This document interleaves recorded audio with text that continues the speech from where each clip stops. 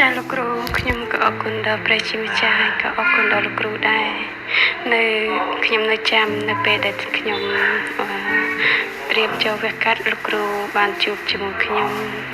ទាំងអធិដ្ឋានឲ្យខ្ញុំនឹងផ្សាយដំណឹងល្អដល់ខ្ញុំនៅពេលនោះខ្ញុំចាំនៅពេលលោកគ្រូប្រាប់ថានៅពេលដែលខ្ញុំមានបញ្ហាអ្វីមួយឲ្យខ្ញុំអធិដ្ឋានទៅកាន់ព្រះអង្គពេលនោះខ្ញុំក៏វាវះកាត់ហើយខ្ញុំសុខភាពល្អក៏ប៉ុន្តែខ្ញុំមានអារម្មណ៍ភ័យខ្លាចខ្ញុំតែងតែខ្លាចអ្នកស្គាល់គ្នាថ្មីអញ្ចឹងនៅពេលនោះខ្ញុំក៏នឹកឃើញពីលោកគ្រូហើយខ្ញុំក៏អធិដ្ឋានហើយព្រះអង្គក៏ធ្វើការអស្ចារ្យឲ្យខ្ញុំបានបាត់ភាពភ័យខ្លាចហើយពេលនោះខ្ញុំក៏ចាប់ផ្ដើមទទួលជឿព្រះអង្គថាព្រះអង្គគឺជាព្រះសង្គ្រោះអរគុណលោកគ្រូហើយនៅពេលឆ្នាំ2015ខ្ញុំបានជួបលោកគ្រូម្ដងដែរនៅបន្ទាប់ពីនឹងមករហូតក៏ខ្ញុំអត់បានជួបលោកគ្រូខ្ញុំតែងតែមានចិត្តចង់ស្វែងរកលោកគ្រូតែខ្ញុំអត់មានលេខទំនាក់ទំនង